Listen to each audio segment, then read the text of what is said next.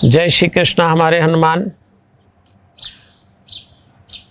देवियों और सज्जनों, 10 दिन से हम और आप बातचीत कर रहे हैं और ये मौका दिया है सेज ग्रुप ने। और बहुत सोच समझ के सेज ग्रुप का उद्देश्य केवल ये नहीं है कि वो व्यवसाय कर ले, जो भी इस समूह से जुड़े उसका समूचा विकास हो। समूचे का मतलब ये है कि जब आप सफल हो तो आप शांत भी रहे। सफल आदमी जरूरी नहीं कि शांत हो जाए, अशांत भी रहता है। इसलिए इसको आयोजित किया है। और हमारा आज का सब्जेक्ट, आज का सूत्र है ईगो, अहंकार।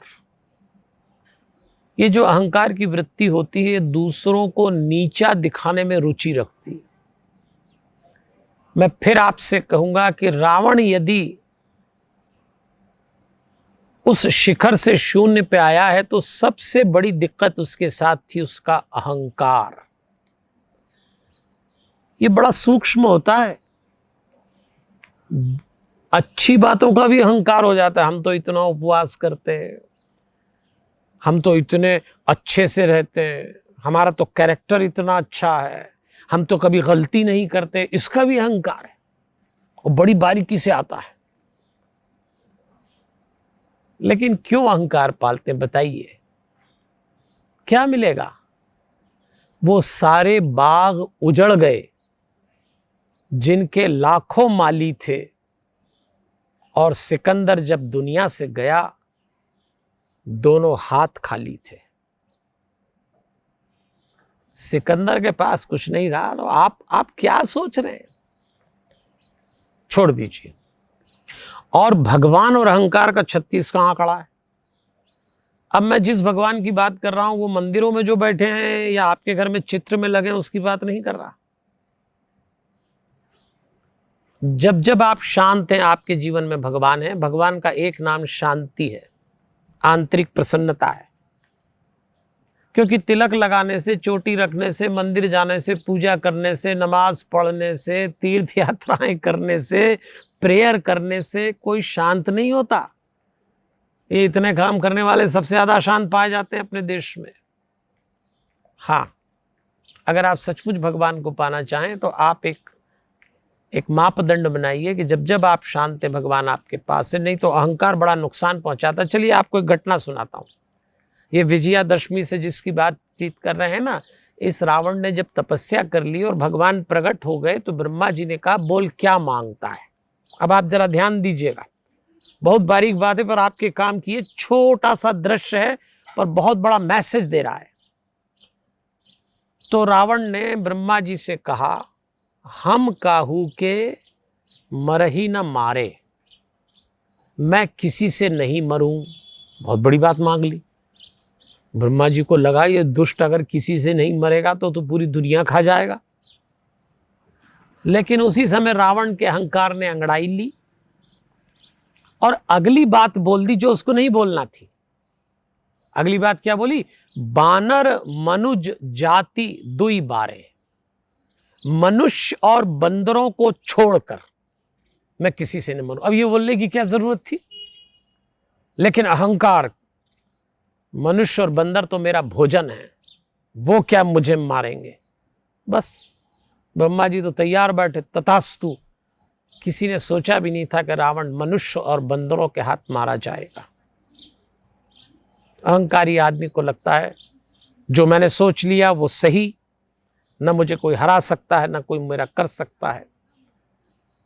रावण से सीखना, अहंकार मत करना। जिनके सिक्के चला करते हैं उनको मिट्टी में ढूंढने पे भी नहीं मिलते। वक्त ऐसा है, मैंने तो देखा और आपने भी देखा होगा, जिनकी दीवारों पे रोज दिवाली मना करती थी, उनकी मुंडेर पे एक दिया जलाने वाला नहीं मिलता वक्त पे। मत करिए अहंकार, बिल्कुल मत करिए। अहंकारी व्यक्ति अहंकार के कारण रोता भी है। फिर जब हनुमान जी सामने खड़े तो अहंकार के कारण हनुमान जी की खिल्ली उड़ा रहा था रावण। खिल्ली उड़ाई उसने और जैसे ही उसको ध्यान आया कि मेरे बेटे को इसने मारा तो रोने लग गया। आपको मालूम है अहंकारी व्यक्ति अकेले में रोता है, सबके सामने रोएगा तो अहंकार को हर्ट हो, बहुत रोता है। इसलिए आपसे निवेदन करूंगा, अहंकार गिराना तो दोनों बाहों के बीच में जो आज्ञा चक्र है इस पे सूक्ष्म रूप धरी सिंह दिखावा, विकट रूप धरी लंक जरावा, हनुमान चालीसा की 9वीं चौपाई। नहीं तो ओम का उच्चारण करें, अपने अहंकार को धीरे धीरे नीचे लाएं। अगर आपके पास अहंकार है तो आप बाहर तो अपनी प्रोफेशनल लाइफ में नुकसान करेंगे ही, एक बड़ा नुकसान फैमिली लाइफ का भी कर लेंगे। और मेरा अभियान है परिवार बचाओ अभियान।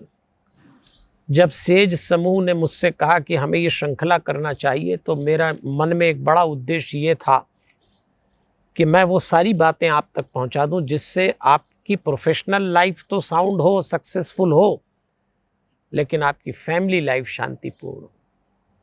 मैंने ऐसे अनेक लोग देखे हैं जो व्यावसायिक जीवन में सफल हो गए, परिवार मुट्ठी से फिसल गया। और अगर हमारे परिवार हमने नहीं बचाए तो हम वही गलती कर रहे होंगे जो अमेरिका ने की। वहाँ फैमिली स्ट्रक्चर कोलैप्स हो गया, बाकी सब डेवलपमेंट है, ये गलती हम ना करें।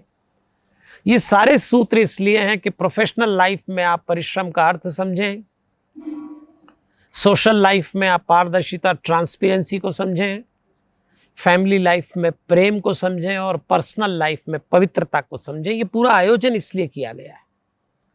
अहंकार न करें देवियों और सज्जनों, वो एक शख्स जो तुझसे पहले तख्त नशी था उसको भी अपने खुदा होने का उतना ही यकीन था। न तख्त रहते न ताज, न राज रहते न अंदाज, बड़े बड़े वक्त की आंधी में उड़ गए, अच्छे अच्छे समय के बही खाते में जमा खर्च हो गए, किस बात का अहंकार पालते हैं।